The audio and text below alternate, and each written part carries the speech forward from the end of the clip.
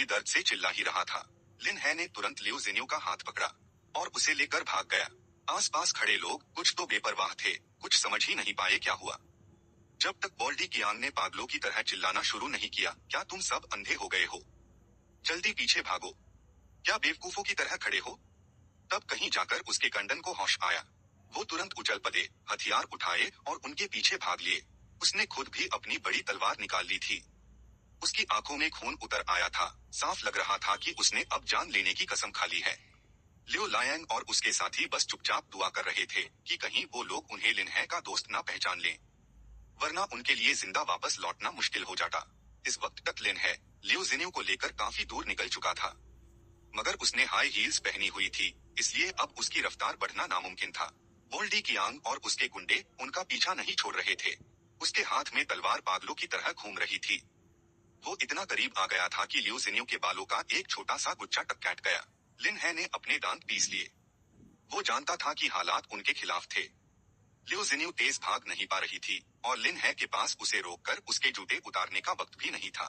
इस मुश्किल घड़ी में लिन है को अपना दिमाग दौड़ाना पड़ा, एक नया रास्ता निकालना पड़ा। अचानक यूज वो किताब याद आई जो उसने हाल ही में पाई थी, मून पैलेस इमॉर्टल साउंड। उसमें सोल शॉक आर्ट नाम की एक टेक्निक थी। ये कितनी असरदार थी यूज पता नहीं था, पर इस वक्त लिन है को रिस्क लेना ही पड़ेगा। और जैसे हाई बोल्डी कियांग ने दोबारा तलवार घुमाई, लिन है के पास सोचने का वक्त नहीं था। उसने तुरंत सोल शॉक आर्ट को एक्टिवेट कर दिया।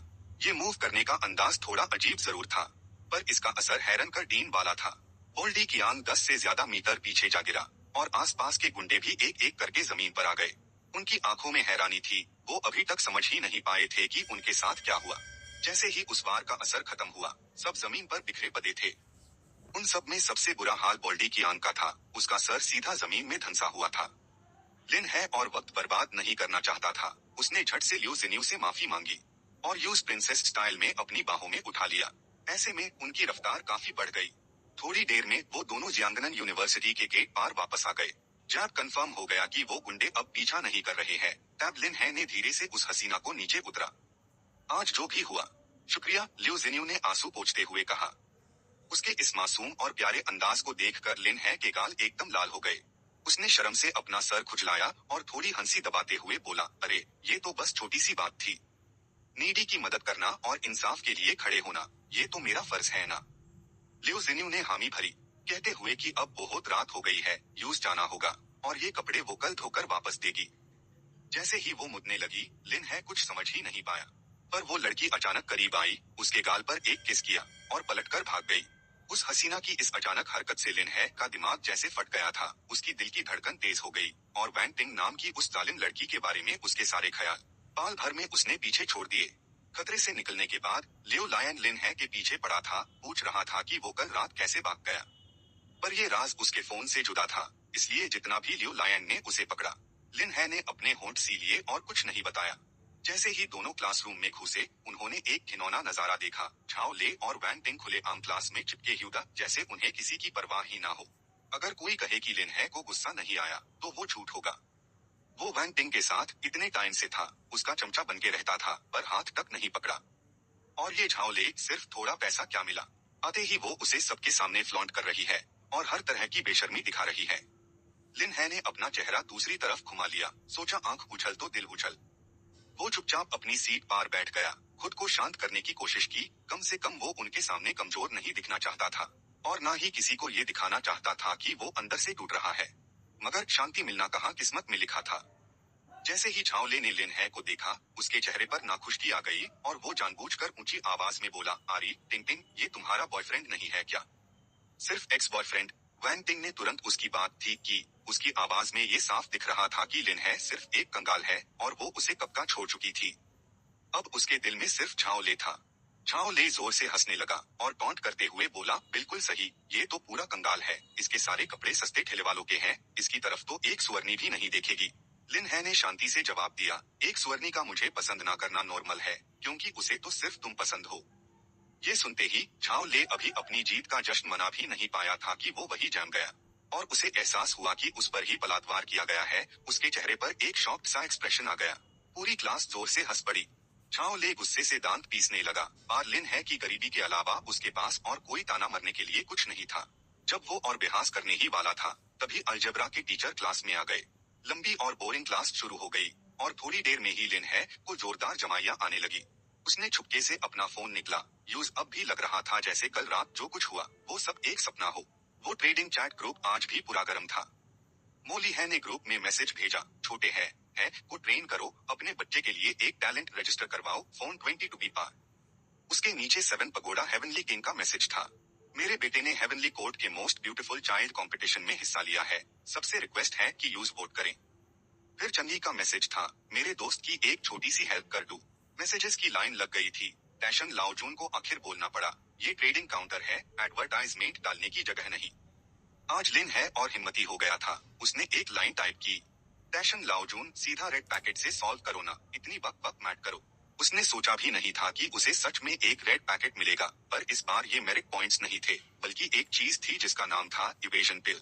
इसका काम था शेरा और निशान छुपाना, बिना किसी आवाज के आना जाना, ऐसे कि किसी को कणोकण खबर ना हो। इस पिल का असर पूरे 2 घंटे तक रहता था। अगर कोई गोल्डन इमोर्टल से कम लेवल का व्यक्ति आईएसी लेता, तो इसका कोई असर नहीं होता। लिन है ने इवेजन पिल का डिस्क्रिप्शन पढ़ा, और भले ही वो अभी तक उसे पूरी तरह समझ नहीं पाया था, फिर भी उसके दिल में एक बहुत साफ फीलिंग उठी। उसके हाथ में अभी अभी एक ऐसी चीज आई थी जिसका असर बेहद खतरनाक था। और इसी एहसास की वजह से लिन है पूरी क्लास में बेवकूफों की तरह मुस्कुराता रहा, दुनिया से बेखबर। क्लास ब्रेक की बेल अभी अभी बाजी थी। अलजेब्रा के प्रोफेसर तो फटाफट निकल लिए क्लास से, पर अभी ठीक से शांति छाई भी नहीं थी कि पूरा क्लास फिर से शोर से भर उठा, क्योंकि स्कूल ब्यूटी ल्यू जिन्यू जैसे ही उसने क्लास में एंट्री मारी, अचानक दरवाजे पर दिखी। यहाँ तक कि थोड़ी गुड लुकिंग वैन टिंग भी उसके सामने फीकी बैठ गई। क्लास के सारे लड़कों की निगाहें एक ही पाल में ल्यू जिन्यू पर ठहर गई। उसकी ब्यूटी का जादू कोई ताल नहीं पाया।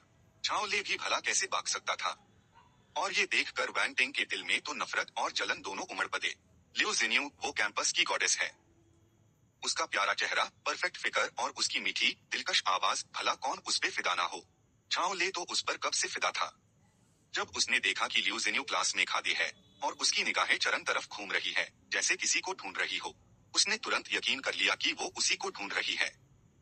उसके हिसाब से इस क्लास में तो वही सबसे अलग चमकता था, जैसे मिट्टी में घिरा एक डायमंड। और देखते ही देखते ल्यू जिन्यू झाओ ले की तरफ बढ़ने लगी। इसे उसका गुमान और बढ़ गया। बगल में खादी वैन टिंग तो गुस्से से लाल पीली हो रही थी, और बाकी स्टूडेंट्स भी फसक्यूसेन लगे। सब यही गैस कर रहे थे कि क्या स्कूल ब्यूटी झाओ ले को पसंद करती है और शायद यूज प्रपोज करने आई है। झाओ ले तो खुद ही खड़ा हो गया, बस ब्यूटी को वेलकम करने के लिए, पूरी क्लास को अपना डैपर लुक दिखाने के लिए। लेकिन जैसे ही उसने अपना हाथ बढ़ाया हेलो बोलने के लिए, ल्यू जिन्यू तो उसके बगल से आराम से निकल गई। यूज एक नजर भी नहीं देखा। मिल गए तुम, तो तुम इस क्लास में हो? मैं तुम्हें कब से ढूंढ रही थी। उसकी मीठी आवाज गूंजी। ल्यू जिन्यू इस वक्त लिन है के सामने खड़ी थी। उसके चेहरे से चिंता पाल भर में गायब हो गई, और उसकी जगह एक खुशनुमा स्माइल ने ले ली। इसे वो और भी हसीन लग रही थी। कल उसने लिन है को उसके कपड़े वापस करने को कहा था, पर किसी ने सोचा ना था कि वो आज सच में आएगी, और वो भी ऐसे तरीके से कि पूरी क्लास की नजर उस पर ही ठहर गई। झाओ ले तो वही पास स्टैचू की तरह जम गया था। उसका हाथ अभी भी हवा में उठा हुआ था, वो उसे नीचे करना ही भूल गया था। धीरे धीरे क्लास में हंसी और फर्स्ट यू सा हैट गूंजने लगी। ये क्या हो गया? गॉडेस तो लिन है के लिए आई है। ये तो आउटरेजियस है। वैन टिंग तो कहती थी कि उसने लिन है को पहले छोड़ा था, पर ये सीन तो कुछ और ही बता रहा है। वैन टिंग और स्कूल ब्यूटी ल्यू जिन्यू के बीच थोड़ा भी दिमाग लगाओगे तो समझ आ जाएगा किसकी बात पर यकीन करना है। कुछ लोग तो झाओ ले पार उंगली उठाकर हंस भी रहे थे। उसकी हालत इस वक्त सच में बदतर थी। वैन टिंग ने लिन है को फिर से एक ठंडी गुस्से वाली नजर से देखा। साफ साफ उसने ही पहले धोखा दिया था, पर जब उसने ल्यू जिन्यू को अपने एक्स बॉयफ्रेंड के पास वापस आते देखा, तो उसका दिल बिल्कुल भी नहीं